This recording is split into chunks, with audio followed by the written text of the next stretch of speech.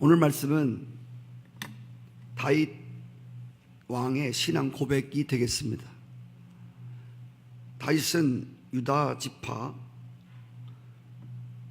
이새의 아들 중에서 7째 마지막 아들입니다. 목동 다윗은 15살 때에 하나님의 마음에 합한 자가 되고 사무엘로 말미암아 장차 이스라엘 왕으로 15살의 기름 부음을 받습니다. 그리고 20살이 되었을 때에 블레셋 골리앗이라고 하는 거인 장수를 물리치고 사울 왕에게 인정을 받아서 20살에 이스라엘의 군대 장관이 됩니다. 그러나 이때부터 고난이 시작됩니다. 왜냐하면 백성들이 왕보다 다윗을 더 인정하고 추종했기 때문입니다. 사울 왕은 다윗을 죽이려고 음모하며 갖은 이때부터 다윗은 도망자의 신세가 되어서 10여 년 동안 숨어 살면서 굶주림과 두려움과 공포 속에서 매일 나날을 살아야 됐습니다.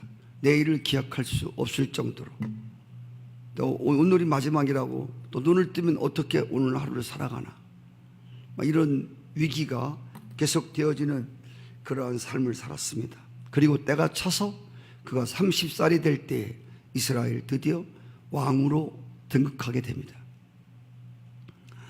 그리고 그가 35살 때에 이스라엘 남북을 통합시키는 통일 왕국을 만들어 남북을 통일하는 왕이 되게 됩니다.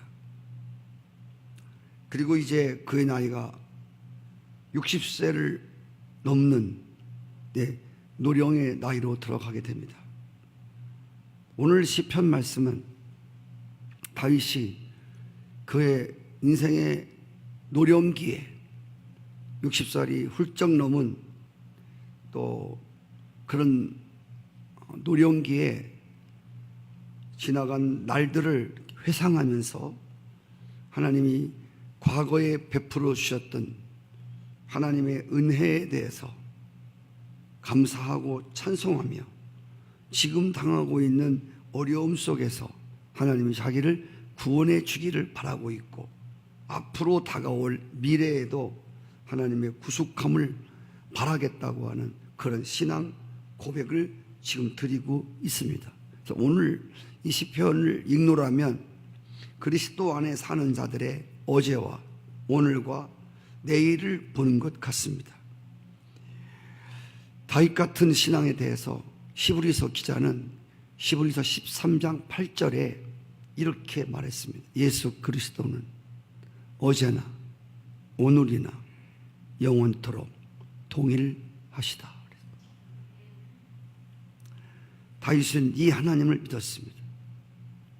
어제의 하나님이 오늘의 하나님, 오늘의 하나님이 내일의 하나님이신 것을 믿었다 그 말입니다. 오늘 2절에 보시면 나를 기가 막힐 웅덩이와 수렁에서 끌어올리시고 내 발을 반석 위에 두사 든든하게 했다고 고백합니다. 여기서 기가 막힐 웅덩이와 수렁이 무엇입니까? 기가 막힐 웅덩이와 수렁은 자신의 힘과 자신의 의지로 도저히 헤어나올 수 없는 죽음의 스올이라고 하는 것은 지옥을 의미합니다. 아무도 나를 건져낼 수 없는 깊은 수렁을 말하고 있습니다. 여러분, 수렁이라고 하는 것, 여러분 빠져본 사람만 알지만 수렁이라고 하는 것은 내가 나오려고 이렇게 움직이면 더 깊이 빠져들어가는 게 수렁입니다. 그래서 지금 다윗은 깊은 기가 막힐 웅덩이와 수렁에서 끌어올려 주었다. 이 기가 막힐 웅덩이와 수렁이 구체적으로 어떤 것인지에 대해서 확실히 모르겠지만 하나 분명한 것은 다윗이 겪은 죽음의 문턱에서 도저히 헤어나올 수 없는 그리고 그런 죽음의 문턱에서 끌어올림을 받은 것이라고 하는 사실만큼은 틀림이 없는 것 같아요.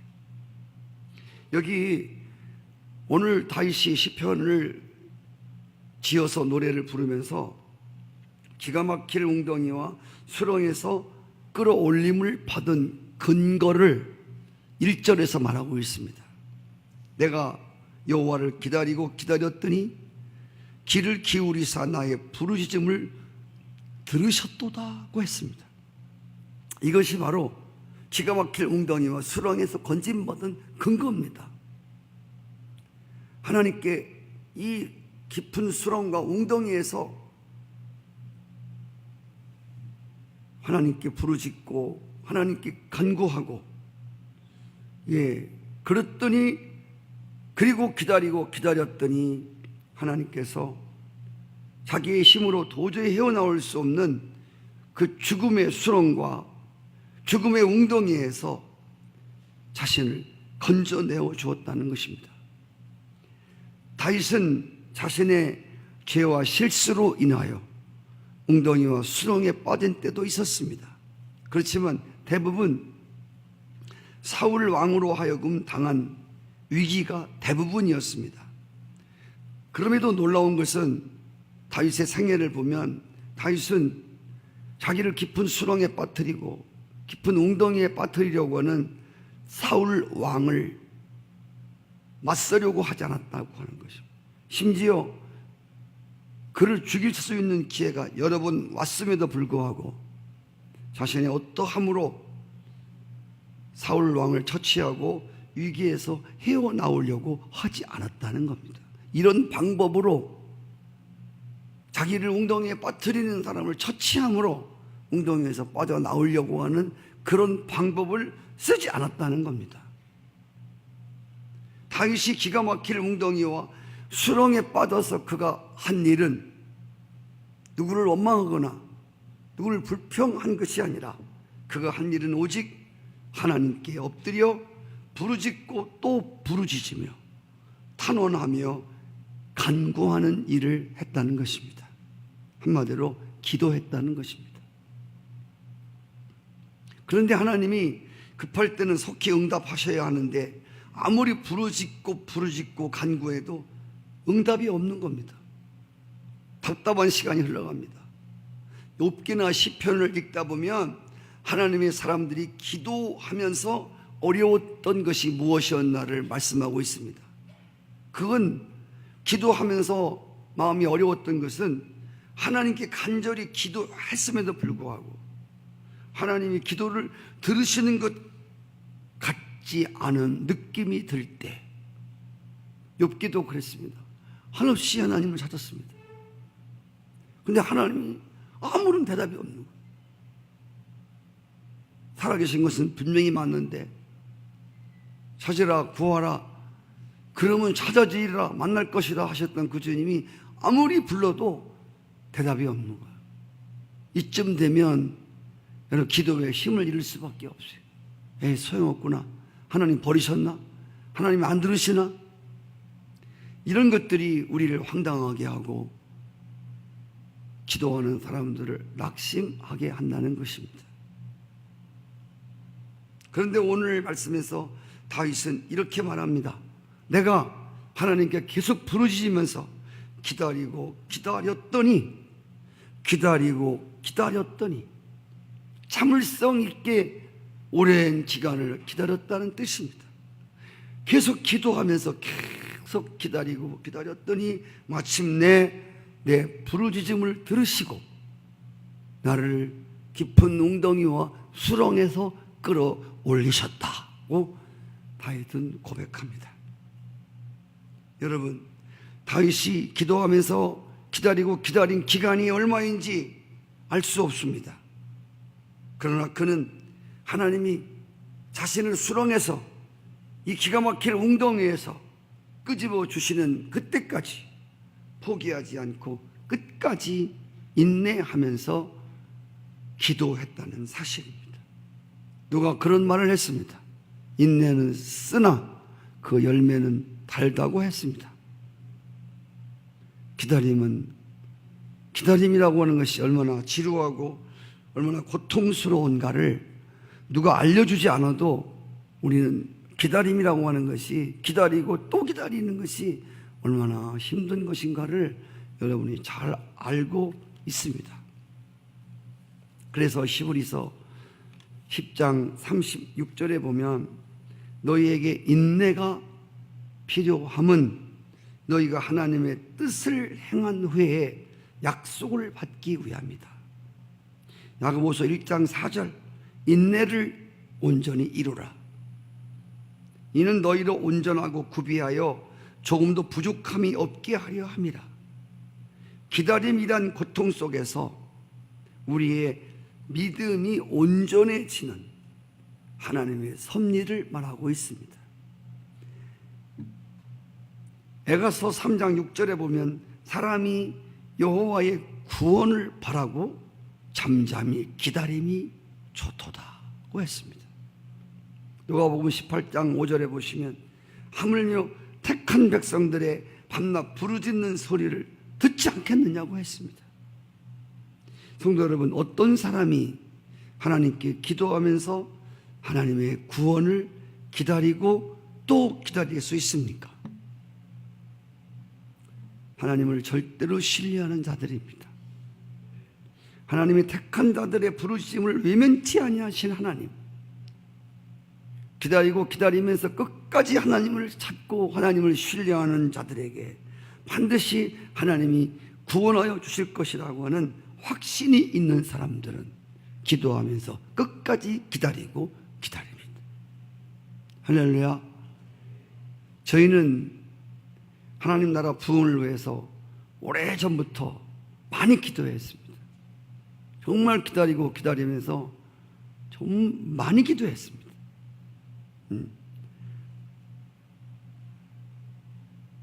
많은 성도들이 365일 동안 끊어지지 않고 기도하면 교회에 큰일이 일어날 줄 알았습니다. 아무 일 안 일어났습니다. 저희가 제 교회를 자랑하는 게 아니라 이런 교회가 365일 4년을 어떻게 기도를 합니까? 그것도 내 소원 성취도 아니고 아들, 딸 잘 되기 위한 것도 아니고 돈 벌기 위해서 하는 것도 아니고 그 나라와 그 일을 위해서 어떻게 이 기도를 어떻게 해왔는지 저도 알 수 없지만 그 나라와 그 일을 구하면 모든 걸 다 주신다고 그래서 우리는 엄청난 사실 기대를 많이 했습니다. 4년 동안 그 엄청난 기도를 하는 동안에 많은 성도들이 교회를 나갔습니다. 견디지 못하고 나갔습니다. 네. 제가 내년도에 저는 담임 목사로서 제가 이 교회에 담임 목사 아닙니까? 저는 이 교회의 남은 자들을 알고 있습니다. 그리고 하나님 보내준 분들을 알고 있습니다. 저는 여러분들이 알지 못하는 저 안에서 하나님께 늘 부르짖는 기도 하나가 있습니다. 그것은 성산에 끝까지 남은 자들을 하나님 꼭 축복해 주셔야 된다는. 저는 이 기도를 기도할 때마다 한 번도 안 빼놓고 기도해요. 남은 자, 기다리고 기다린 자들, 아무것도 보이지 않고 그렇게 기도를 진짜 폭탄같이 쏟아부어도 아무렇게 하나님이 듣지 않는 것처럼 여겨지는 그 속에서도 끝까지 오늘까지 지켜왔던 남은 자들을 저는 정말 기도를 많이 하고 있습니다. 하나님, 저들에게 하나님이 증거를 보여주셔야 되고, 네, 그리고 이 남은 자와 합세한 자들이 하나님의 꼭 영광을 보는 날이 있게 달라고. 할렐루야.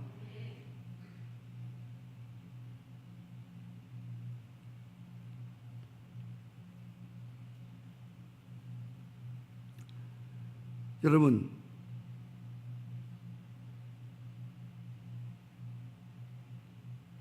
한 기도의 제목을 가지고 눈에 보이는 거 없고 들려오는 소리 없고 잡히는 것 없을지라도 끝까지 기도할 수 있는 사람은 이룰 때까지 낭망하지 않고 기다리고 기다리며 부르짖고 또 부르짖을 수 있는 것은 하나님에 대한 절대 신뢰입니다. 기다림이 큰 만큼 하나님으로부터 오는 구원의 은혜도 그럴 것을 믿습니다. 오늘 5절에 보시면 지나온 과거의 삶을 회상해 보니 다윗은 자신에게 하나님이 행하셨던 기적들이 너무 많아 셀 수가 없다고 말했습니다. 지난날 다윗의 삶 속에 다윗에게 베풀어 주었던 하나님의 놀라운 기적들, 기적이 뭡니까? 기적이라고 하는 건 자연을 뛰어넘는 초자연적인 상식과 지식을 초월한 일, 일어날 수 없는데 일어난 일들을 기적이라고 말합니다. 다윗의 생애는 일어날 수 없는 일들이 무지하게 많이 일어났습니다. 정말 자연을 초월하는, 인간의 상식과 지식이 초월된 그런 놀라운 하나님의 은혜의 사건들이 다윗의 생애에 너무 많아서 셀 수가 없다는 거예요. 성도 여러분, 오늘 다윗의 삶뿐이 아니라 오늘 여러분의 삶 속에서도 지금까지 여러분 삶에 역사하신 하나님의 기적 같은 은혜 얼마나 많은지 알 수가 없어요.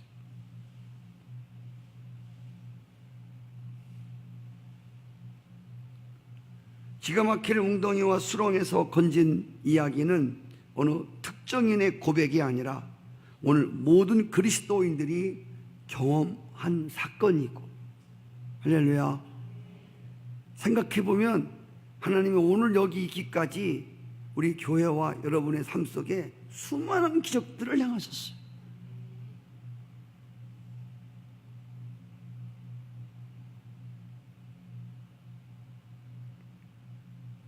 성도 여러분, 오늘 우리가 특별히 기적 중에 기적이 뭡니까? 이따가 말씀드리겠습니다마는 스스로 헤어나올 수 없는 웅덩이와 수렁, 이것이 바로 여러분 우리 모두가 경험했던 죄의 수렁과 웅덩이를 말합니다. 성경은 누구나 다 예외 없이 이 죄악의 수렁의 웅덩이에 빠졌다고 말했습니다.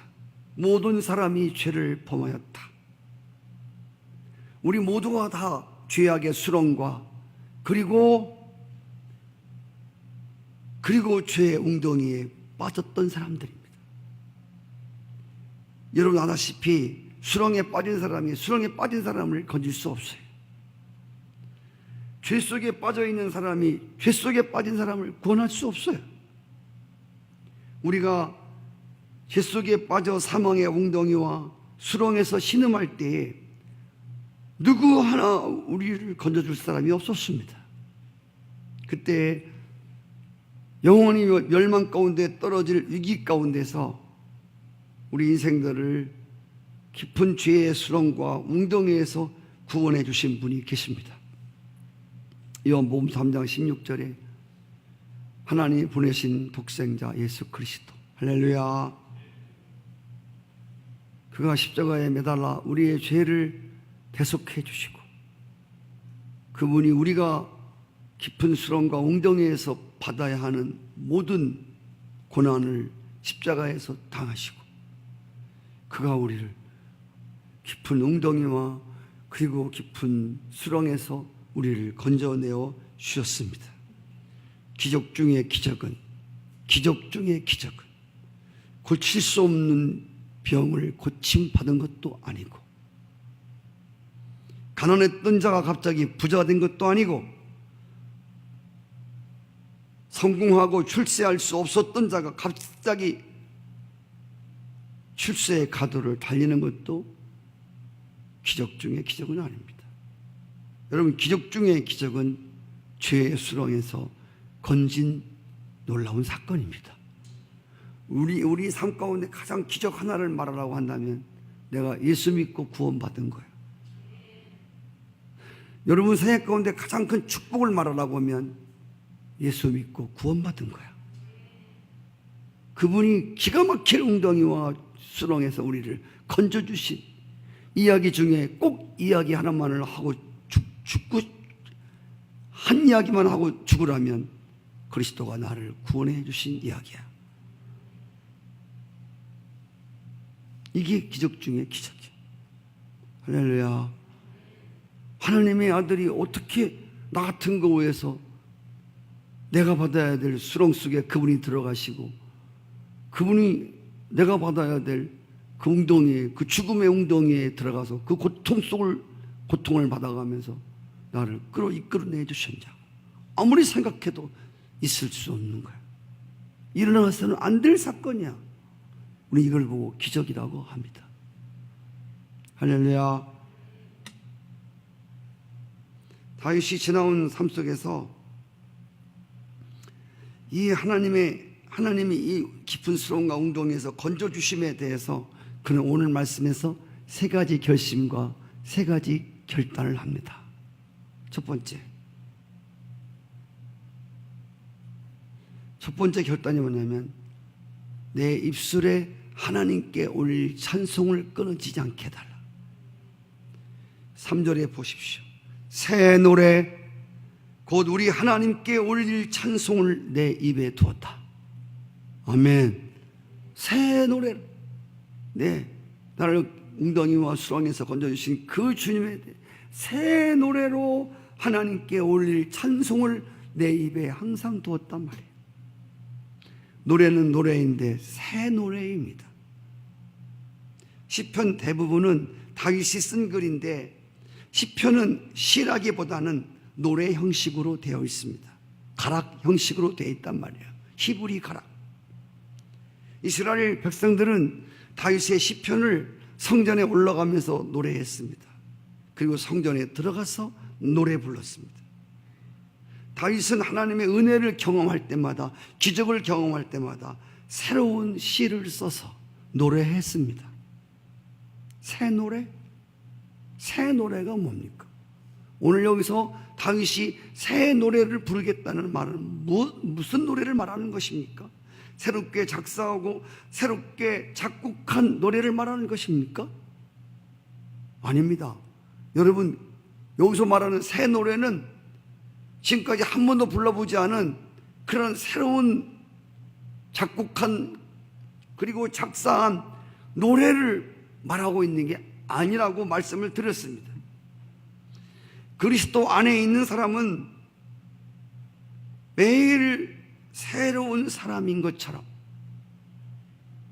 새 노래는 새 사람이 부르는 노래입니다. 같이 해보실까요? 새 노래는 새롭게 된 사람이 부르는 노래다. 그리스도 안에서 새로워진 사람이 부르는 노래는 다 새 노래예요. 어떤 사람은 제가 말씀드린 새 노래가 요즘에 유행하는 복음성가인 줄 알아요. 아니에요. 성경에 나오는 새 노래는 그걸 보고 새 노래라고 하는 게 아니라, 로마서 12장 심령으로 새롭게 변화를 받아, 심령으로 새롭게 변화를 받은 사람들이 그 입에서 나오는 노래가 새 노래라고. 그 노래가 옛날 노래든, 저는 교회에서, 왜 우리 교회가 옛날 노래, 옛날도 불렀던 복음성가 좋은 것도 많은데, 전사님 그런 건 아무나 모르겠어. 어떤 분들이 그래요. 우리 교회는 새 노래만 부르나요? 우리 교회 봐, 되게 신식이야. 앞서가는 교회야. 다 모르는 노래예요. 근데 그게 요즘에 유행된대. 요즘에 나왔대. 요즘에 나온 노래 부르면 새 노래예요? 그래요. 세상 사람들은 새 노래라고 그래요. 근데 오늘 말하는 다윗이 새 노래를 부르겠다는 말은, 기가 막힐 웅덩이에서 나를 건져주시고, 옛날에 건져주셨어. 근데 지금까지 그 건져주신 그 은혜의 마음을, 할렐루야, 매일 생각할수록 새로운 거야. 늘 새로워진 마음을 가지고, 제가 여러분 꼭 기억하셔야 되는 거는요, 우리 그리스도인들은요, 어저께 믿음을 갖고 오늘을 답습하는 사람들이 아니에요. 어제 믿음 갖고 오늘을 사는 사람이 아니라니까. 어제는 어제 믿음 갖고 사는 거고, 오늘은 또 새로운 마음, 예수 그리스도 안에 있으면 새로운 피조물이다. 이전 건 지나갔으니 봐라 새 것이 되었도다. 이 말은 예수 믿고 나서 한 번 이 소리 하는 게 아니라 우리가 매일 예수 그리스도 안에서 새로워져야 한다고 했습니다. 어저께 나는 간데온데였고 오늘 또 새로운 사람이 돼야 돼. 근데 우리의 문제가 뭐냐면요, 우리의 스타일이나 예배 형식이나 우리는 그냥 옛날 거 그걸 그냥 계속, 그렇지 않다니까. 여러분, 예배도요, 지난주 드렸던 수요 예배와 오늘 수요 예배가 똑같으면 안 된다니까. 오늘 이 수요 예배는 새로운 마음을 가진 사람들이 또 새롭게 하나님께 노래 부르고 제사를 드리는 예배가 돼야 돼. 이게 새로운 제사야. 아멘이시죠? 이따가 나옵니다마는, 자, 중요한 게 그럽니다. 아무리 여러분 새로 나온 복음 선거를 불러도 그 심령이 하나님의 구속의 은혜를 기가 막힐 죄 속에서 건져주신 그 하나님의 구원을 감격하는 새로워진 마음이 없이 새로 나온 복음 선거를 아무리 불러도 그 심령, 그 노래는 옛 노래라 그 말이에요. 그 노래를 하나님, 야, 새 노래 부른다고 하지 않아요. 사람들은 새 노래 부른다고 할지 모르겠지만 하나님이 들을 때는 헌 사람이 부르는 노래는 전부 헌 노래야. 아멘. 그리스도 안에서 새롭게 된 사람들이 부르는 노래는 옛날 노래도 새 노래라고 그랬어요. 찬양은 하나님의 구속의 기적을 느끼는 자들이 부르는 특권입니다. 여러분, 요한계시록 14장에 보시면요, 2절 3절에 보시면, 2절에 보니까 사도 요한이 하늘에서 어떤 소리를 듣습니다. 큰 물소리도 같고 큰 막 뇌성이 들려오고 또 거문구를 타는 소리를 듣습니다. 뇌성, 거문구 타는 소리, 이상한 소리를 들어요. 그 소리의 실체가 14장 3절에 나와 있습니다. 저희가 보좌와 내 생물과 장로들 앞에서 새 노래를 부르니 땅에서 구속함을 얻은 14만 4천 밖에는 능히 이 노래를 배울 자가 없더라 그랬어요. 할렐루야. 하나님의 보좌에서 새로운 노래를 부르는, 새 노래를 부르는, 누가 새 노래를 불러? 땅에서 깊은 죄악의 웅덩이에서 구속함을 받은 자들이, 여기 14만 4천이라고 하는 것은 이 땅에서 구속함을 받은 사람들의 상징적 숫자입니다. 14만 4천이 아니라, 완전 수를, 이게 뭐 14만 4천만 해도 뜻이 굉장히 깊은 뜻이 있지만 구원을 받은 모든 사람을 상징하는 숫자라 그 말이에요. 아멘이시죠? 이 땅에서 기가 막힐 죄악의 웅덩이와 수렁에서 구원함을 받은 자들이 부르는 노래가 새 노래. 아멘. 노래는 흥입니다. 노래는 사기입니다. 그래서 그 사람이 부르는 노래를 들어보면 그 사람의 마음에 뭐가 서려 있나를 알 수 있습니다. 유행가를 불러도요, 여자한테, 남자한테 시련당한 사람들이 부르는 건 이별, 이런 거, 어쩌다 생각이 나겠지요, 뺑 그런 거 불러. 슬픈 노래만 불러. 왜? 그 시련당한 마음이 슬픈 노래는. 찬송도 물론 슬플 때 부르는 찬송도 있지만 찬송은 영가예요, 영가. 영적인 노래라는 말이에요. 그래서 그 사람이 그 노래를 들어보면 안다고 그랬잖아요. 그 교회의 사기라고 그랬지 않습니까? 우리들의 마음속에 내가 어디서 어떻게 구원받은 사람인가에 대해서 새로운 마음가짐이, 우리 마음속에 이런 나를 구원해 주신 이 마음이 없을 때 우리의 찬양이 흥이 없어져요. 근데 여러분, 가만히 찬송을 부르는, 오늘도 여러분 찬송 들어보시라니까. 찬송이 얼마나 뜻이 있고 얼마나 깊이가 있나 몰라. 새 노래의 찬양이 우렁차게 울려 퍼지는 거기가 천국입니다. 하나님 보좌가 있는 곳입니다. 그리고 오늘 두 번째는 뭐냐면 첫 번째는 내 입에다가 하나님께 올릴 찬송을 두고 살 것이다. 두 번째로는 내가 하나님이 나에게 행하신 기가 막힌 일들을 내가 선포하고 살겠다. 40장 5절 여호와 나의 하나님이여 주께 행하신 기적이 많고 우리를 향하신 주의 생각도 많아 누구와 견줄 수 없나이다. 내가 널리 알려 말하고자 하나 너무 많아 그 수가 셀 수가 없습니다. 9절 내가 많은 회중 가운데 의의 기쁜 소식을 전했습니다. 여호와여 내가 내 입술을 닫지 아니할 줄을 주께서 아시나이다. 10절 내가 주의 공의를 내 심중에 숨기지 아니하고 주의 성실과 구원을 선포하였으며 내가 주의 인자와 진리를 많은 회중 가운데서 감추지 아니했습니다.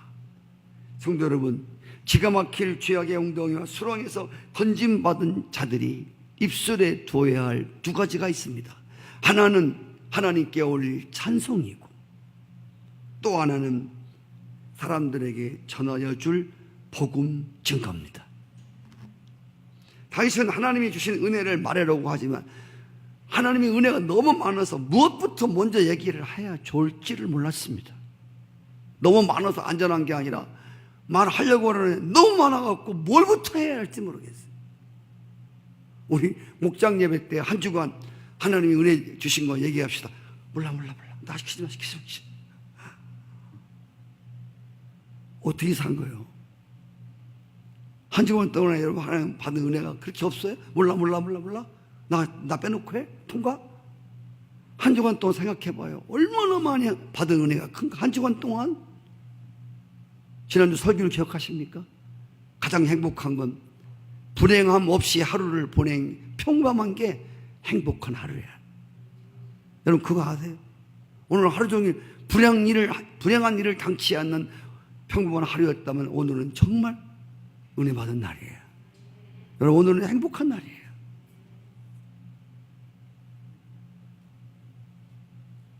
내가 많은 회중 중에서 모인 자리에서 의의 기쁜 소식을 전했습니다.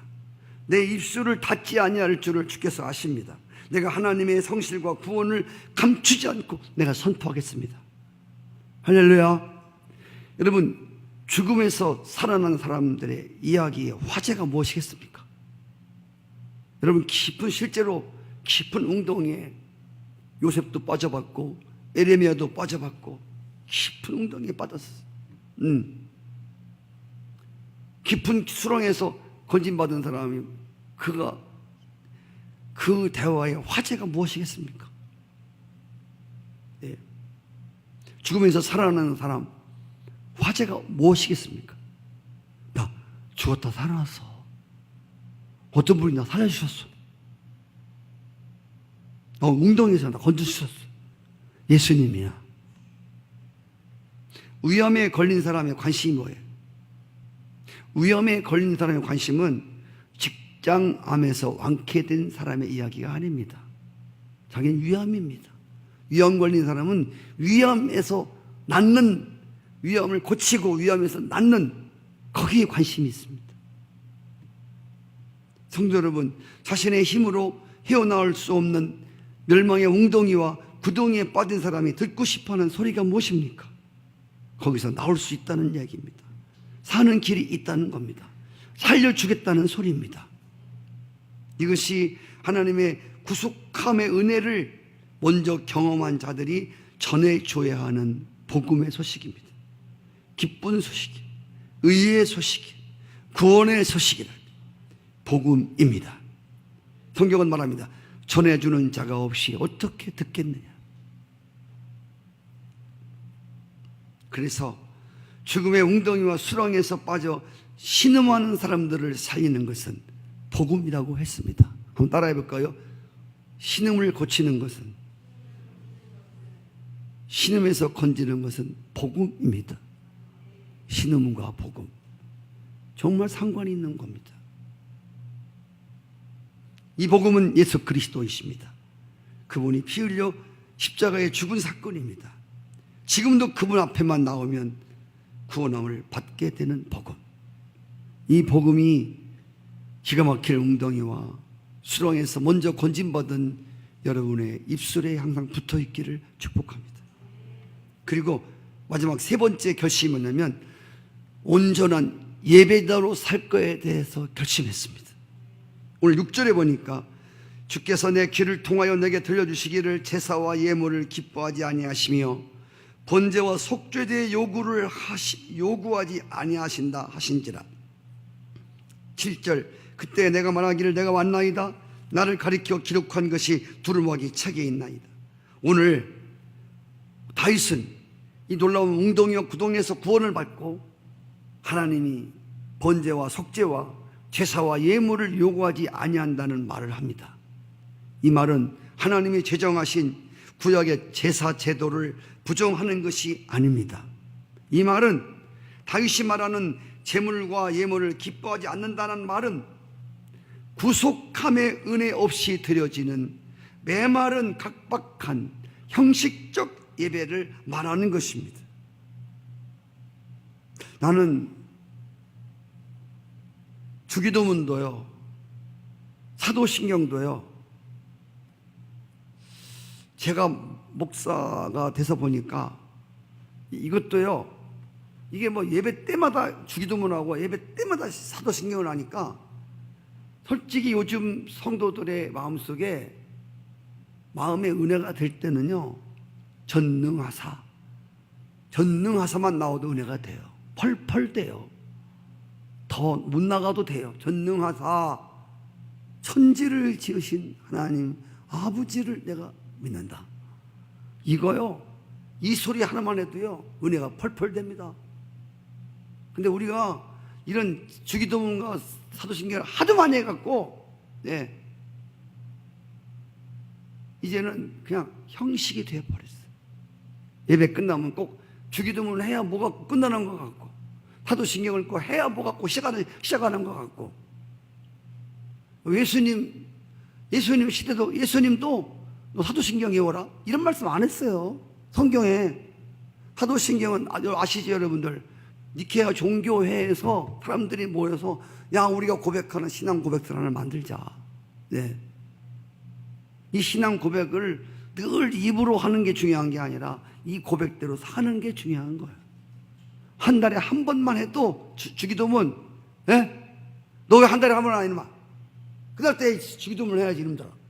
내 예배 무효. 그렇게 하시는 분이 아니라니까. 너 왜 전능하사 안 했어? 야, 예배 무효. 이렇게 하는 분이 아니라니까. 그런 신앙이 어디 있어요? 그게 성경에 어디 있어요? 우리의 신앙을 고백하는 거예요. 근데 제가 드리는 말씀은 성만찬식을 매주 하다 보니까 성만찬의 의미를 잊어버리고, 초대교회나 지금도 마찬가지지만 지금은 또 너무 안 해서 또 잊어버리고, 너무 해서 잊어버리고, 주기도문을 너무 마르고 닳도록 하다 보니까 주기도문의 의미와 그 깊이와 그 은혜를 기억하지 못하는. 그래서 이런 게 저 개인적으로 그래요. 저 개인적으로는 이런 것도 한번 우리가 생각해 봐야 돼요. 아니면 주기도문 사도신경 할 때마다 우리 마음이 새로워진 마음을 갖고 주기도문을 또 함께 고백하는 이런 어떤 전초전이 필요한 것. 여러분 중요한 것은 이렇게 이스라엘 백성도 너무 제사와 예물을 너무 매일 들여다보니까 이게 형식이 되어버렸어요. 하나님의 그 구속의 은혜를 깊이 생각하며 양이 죽을 때도 내가 죽어야 되는데 양이 죽는다고 생각하고 처음에 은혜가 엄청이 됐어요. 양 앞에서 눈물이 막 뚝뚝 떨어지는데 매일 죄짓고 양 바치고 죽고 매일 보니까 양의 피 그렇게 은혜가 안 되는 거예요. 그래서 그냥 그들이 드리는 제사와 그 예물과 그 제사의 이 형식이 되어버렸어요. 형식이 되어버렸단 말이에요. 내용과 의미를 잃어버린 채 패패한 제사가 되었단 말이에요. 다윗은 이제 내가 이런 제사를 안 드리겠다는 거예요. 할렐루야. 나 이런 제사 안 드리겠다. 앞으로 하나님의 법을 지키면서 내가 제사를 드리는데 정말 감격하는 마음을 들고, 수렁에서 웅덩이에서 나를 건져주신 그 하나님의 은혜를 기억하며 내가 하나님 앞에 진정과 신령으로 내가 하나님을 예배하겠다는 얘기야. 할렐루야. 성도 여러분, 구약의 제사는 온전한 제사가 아닙니다. 구약의 제사는 신약에 나타날 제사의 그림자라고 했습니다. 그래서 구약의 불완전한 제사를 폐하시고 신령과 진정의 제사를 바로 세우신 분이 바로 예수 그리스도이십니다. 그래서 오늘 7절에 보니까 그때 내가 말하기를 내가 왔나이다. 나를 가리켜 기록한 것이 두루마기에 있나이다. 여기서 나를 가리킨다는 말은 다윗을 말하는 게 아니라 다윗의 후손으로 오실 예수 그리스도라고 말합니다. 새로 구약의 불완전한 제사, 형식적인 제사, 피폐한 제사, 가인 같은 제사, 그런 제사를 드리지 아니하고 새롭고 완전한 제사를 위해서 오실 다윗의 후손 예수 그리스도. 할렐루야. 성도 여러분, 오늘 우리가 하나님 앞에 제사를 드릴 때 기가 막힐 죄악의 웅덩이와 깊은 지옥의 수렁에서 건진받은 여러분들은 예수 그리스도의 십자가의 피의 공로를 들고 그 보좌 앞에 나와서 새 노래를 부르며 신령과 진정으로 예배드리는 여러분 되시기를 축복하고, 여러분의 삶 속에서 누구를 만나든지 간에 이 구속받은 하나님 나를 구원해 준 이 놀라운 의의 기쁜 소식을 여러분 마음에 감추지 마시고, 아멘. 이것을 늘 들추어내요. 만나는 자들마다 의의 소식을, 기쁜 소식을, 복음을, 나를 살려주신 분이 틀림없이 당신을 살려줄 것이라고 하는 예수 앞에 나오면 이 소식을 전해주는 복된 입술이 되어지기를 축복합니다. 하나님 고맙습니다.